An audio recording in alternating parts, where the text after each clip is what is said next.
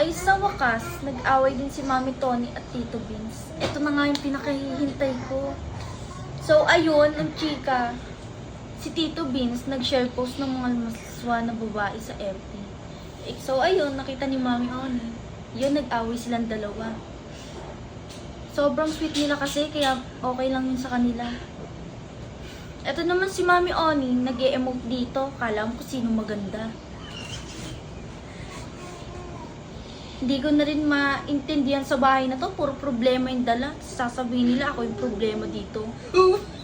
Ayun, chinat ako ni Paye na bad trip nga daw si Tony.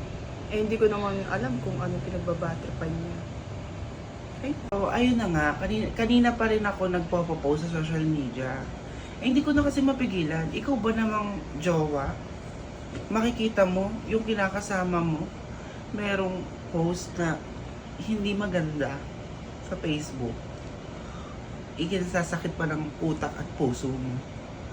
Alam niyo lang, ang dami-dami ko nang iniisip, pero sumasabay pa siya. Kalakip na rin dun yung pagbubuntis ko. Sabi nga ng doktor, bawal ako kasi masela ng baby. O ngayon, no choice, itatae ko na lang to.